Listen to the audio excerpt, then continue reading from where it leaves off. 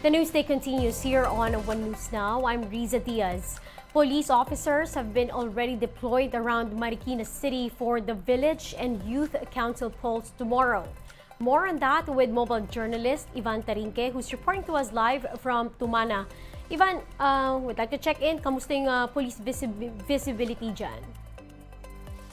Riza, pagdating natin dito ay unang bubungad sa inyo is itong police assistant desk. Kaliwat kanan makikita ang mga kapulisan na nakadeploy dito. Ayon nga sa ating nakausap is alas 6 pa lang ng umaga ay nakadeploy na ang ating kapulisan para sa kanilang assignment. Bukod yan ay 24 hours na silang naka-estasyon dito para bantayan ang barangay at sanggunian elections. Ivan, isa sa mga mahigpit na binabantayan dyan sa Marikina, yung barangay ng Ka. Kamusta naman yung police visibility doon? Riza, I was able to get there kanina and ang nakita ko ganun din kung ano ang nakikita dito sa H. Bautista Elementary School. Ganun din ang ganap, may mga nakapwesto na rin at naka-ready ng mga pulis para sa gaganapin na election bukas. Mayroon din daw na mag-iikot ng mobile para dagdag police security. Ivan, alam mo ba kung merong mga naging election-related incidents reported dyan sa Marikina prior to today? As of now, Riza, proud ang Marikina Police sabihin na walang related incident na nangyari dito. Pero siyempre, ayaw daw nilang pasiguro. Kaya tuloy-tuloy ang kanilang monitoring sa mga lugar ng botohan. Kamusta yung kanilang mga election paraphernalias, yung mga schools na gagamitin para bukas, handa na rin ba? Riza, I was able to check kanina. Nakapasok tayo dito sa loob ng eskwelahan. And yung iba nagsiset up pala. Kanina kararating lang ng listahan ng mga voters. Pero as of now, as of 2 p.m. hindi pa raw dumadating itong ibang election paraphernalias. And last na sinabi sa atin is around 3 p.m. pa daw po darating itong mga ballot boxes. All right, thank you for all those information. That was mobile journalist Ivan Tarinque. Meanwhile, Comelec Chairman George Garcia visits Abra to conduct an inspection ahead of the BSKE. With him is Police Chief Benjamin Acorda Jr. Recall that over 200 BSKE aspirants had withdrawn their candidacy in the area. Some of these candidates were allegedly forced to quit the race. The Cordillera Police earlier sent more police officers to maintain peace and order in the province. Now, over 300 areas are under tight watch by the Comelec a day before the BSKE. More details in this report. Out of the 42,001 barangays in the country, the Commission on Elections has placed 361 areas under the red category as of October 20. Most of these are located in the Bangsamoro Autonomous Region in Muslim Mindanao or BARM.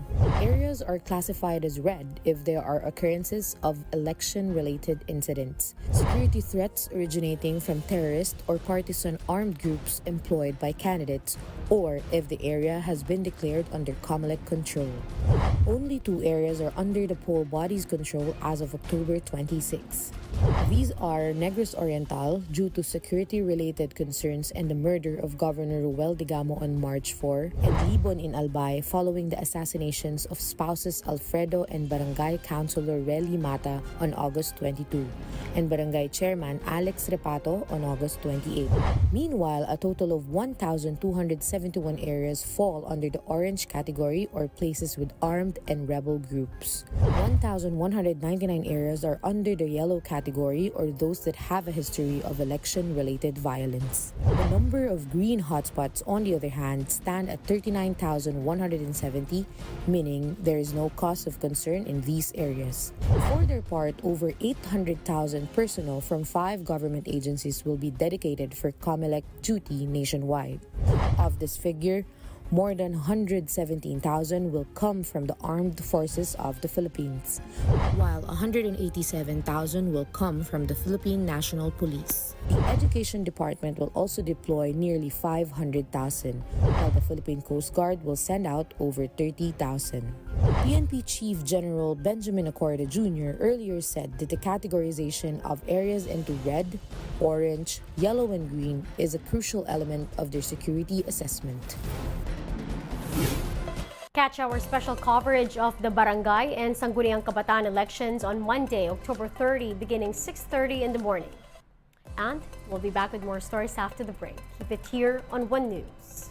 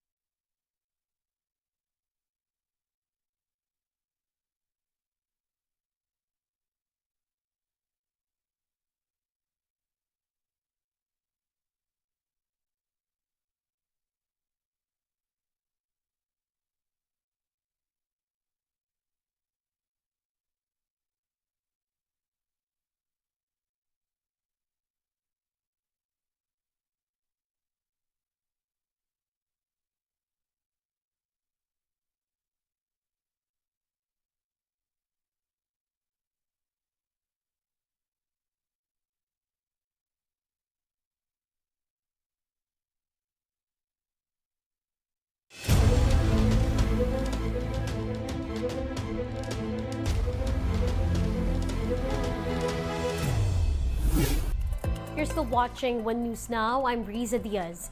The government will send an augmentation team to Tel Aviv to bring home more Filipinos affected by the Israel-Hamas conflict. The team will come from the Migrant Workers Department and the Overseas Workers Welfare Administration. DMW officer in charge Hans Kakdak noted that OFWs living near the Gaza border were already brought to safer grounds. He added families of at least 770 OFWs have contacted government helplines to locate their relatives. Now, 2 remain unaccounted for.